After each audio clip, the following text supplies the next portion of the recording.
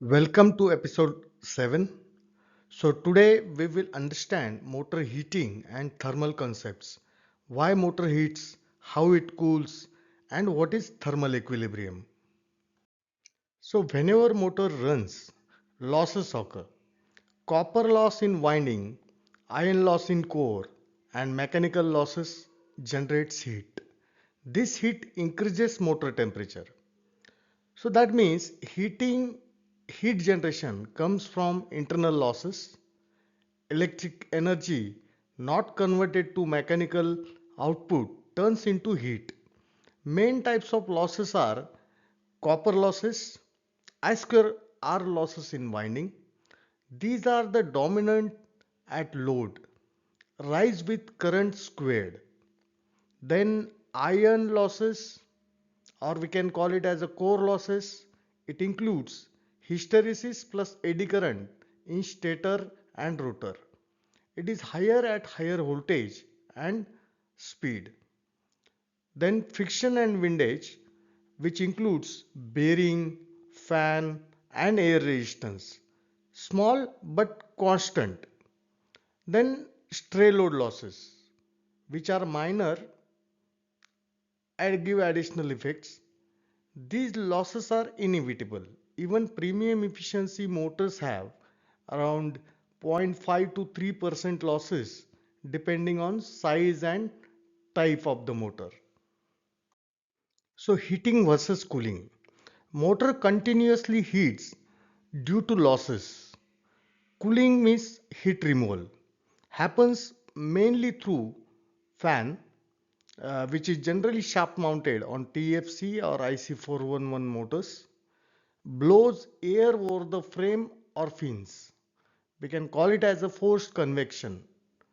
Ambient air flowing over the surface means natural or forced convection plus radiation, we can say for this. In some designs, internal airflow, heat conduction to frame, or advanced cooling like water, forced air ducts. Uh, Effective cooling depends on clean fins, good fan condition, unobstructed paths, and ambient conditions. Temperature rise stabilizes when heating is equal to cooling, means thermal balance, or we can say at steady state.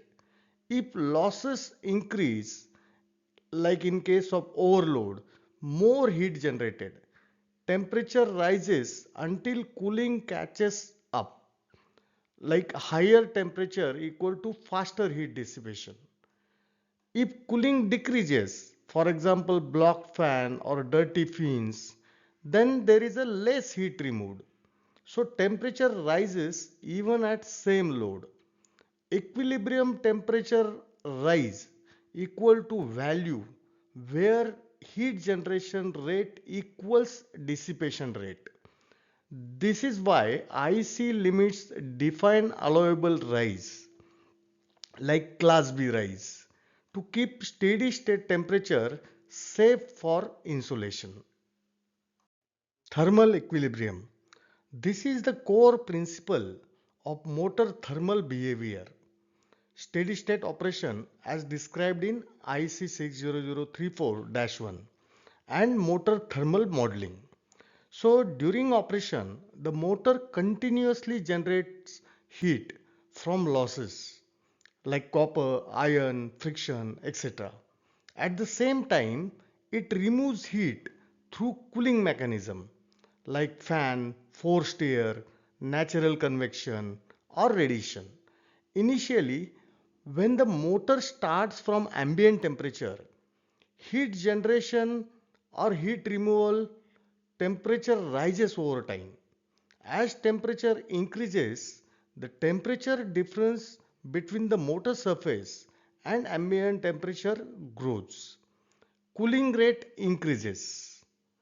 Like heat transfer follows the Newton's law of cooling proportional to delta T. Eventually, heating rate equal to cooling rate. So no net heat gain.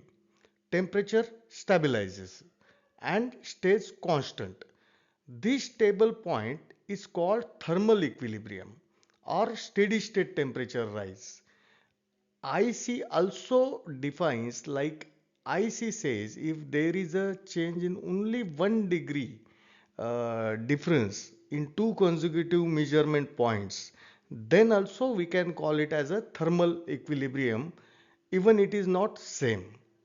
So either same or 1 degree Celsius difference in between two measurement time frames, we can call it as a thermal equilibrium. Heating curve. This reflects the thermal inertia of the motor, mass of copper, iron, frame, etc., and the physics of heat transfer. Why it is gradual, not instant?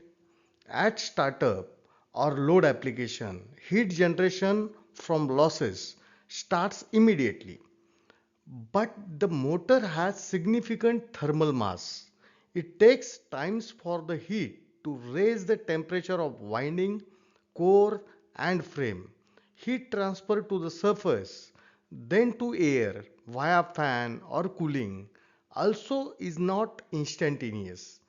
Results in temperature follows an exponential heating curve, rapid at first, because there is a large delta T difference, then slows at it approaches thermal equilibrium.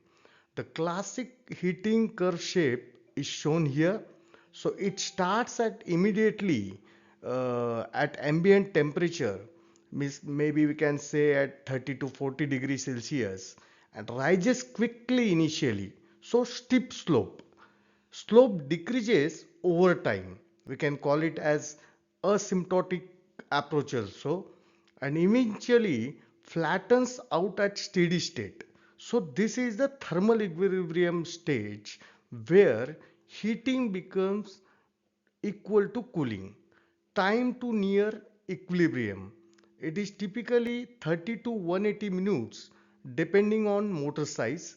Smaller motor faster and larger slower. Cooling curve.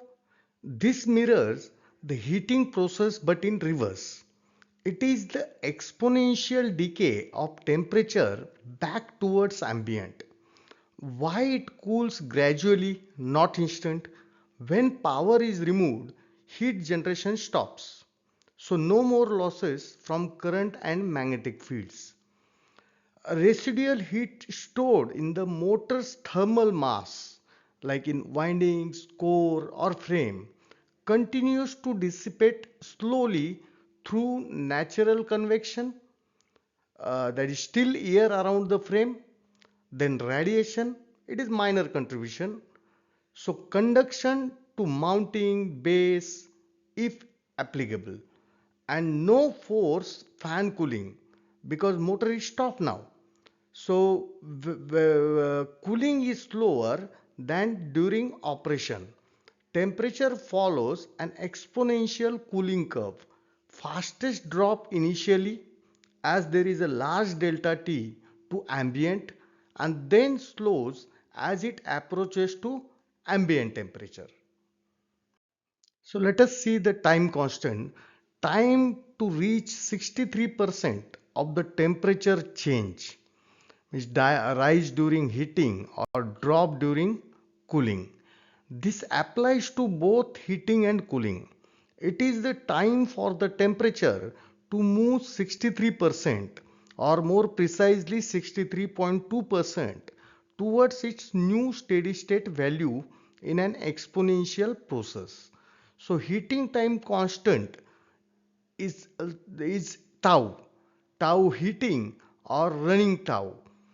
During operation, motor running means shaft fan is active, so measures time to reach 63% of final temperature rise from ambient or current temperature towards thermal equilibrium under load. Faster because force convection is there, because fan is there plus airflow is there, so it removes heat efficiently. So typical values for heating time constant is 10 to 30 minutes. For medium motors it can be 30 to 90 minutes, or up to 2 to 3 hours also for large ones. So example, if full load rise is 780, then after one heating, the rise reaches to 50 to 52 degree. So let us see the cooling time constant, tau cooling or stop tau. After shutdown, motor stopped, no forced fan. So measures time to reach 63% of the way back towards ambient. So that is drop 63% of the gap from hot temperature to ambient. It is generally slower, usually 2 to 3 times longer, sometimes up to 6 times also, because only natural convection is there and radiation is there. Much weaker heat removal process is this. So typical values can be often 2 to 10 hours or 90 minutes to several hours. Uh, so common in plant data for medium motors. So if we see the example, if hot at 120 degrees Celsius, then an ambient is 40 degrees Celsius, after one tau cooling, it drops to 40 degrees Celsius. So, if we calculate by multiplying 0.368, so it will come around 69 to 70 degrees Celsius remaining rise. So thermal concepts are important for motor selection, overload capacity and duty cycle. So protection systems also depends on temperature. Overload determines allowable duration before temperature limit is reached. So choose larger tau or time constant for better short-term overload tolerance. In case of duty cycle, shape temperature oscillations and heat accumulation in cyclic operations. So in this case, it is necessary to match IEC's type to tau, calculate equivalent continuous load and based on do the selection. So protections, these are the basis for thermal model and trip curves in relays. Use generally motors publish tau in relay setting for accurate protection. So in upcoming video, we will see the different temperature measurement methods by which this temperature can be measured. Thank you for watching. Stay connected, stay inspired.